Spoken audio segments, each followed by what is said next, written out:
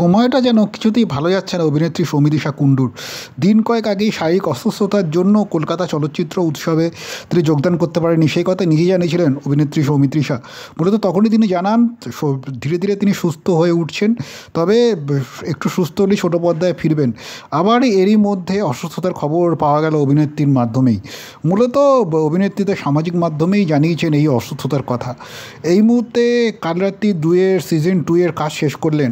আর এরই মধ্যে এই অসুস্থতা নিয়েই এই কাল রাত্রি সিজন 2-এর জন্য ডাবিং করেছেন অভিনেত্রী সৌমিত্রিষা। কী হয়েছে ঠিক অভিনেত্রী সৌমিত্রা যেটা জানাচ্ছেন যে তার SGPT 416 এই মুহূর্তে মূলত লিভারের গুরুতর সমস্যায় ভুগছেন তিনি। কী এই SGPT?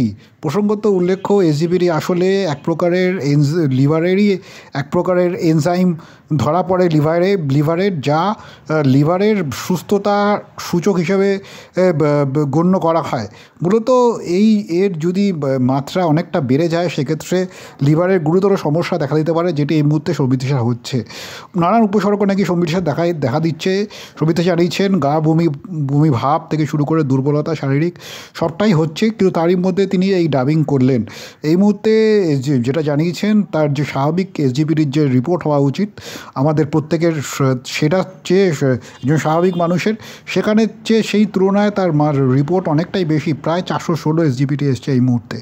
আর ফলত এর নিয়ে তিনি কাজ করছেন। আর কিছুটা মজা করেই তিনি সৌমিত্রিষা লিখেছেন, আমার SGPT 416, কিন্তু আমি হাই ভোল্টেজ 440।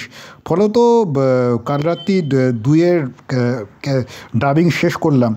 ফলত এই অসুস্থতার খবর জানানোর পরেই অভিনেত্রী অনুরাগীরা উদ্বেগ প্রকাশ করেছেন।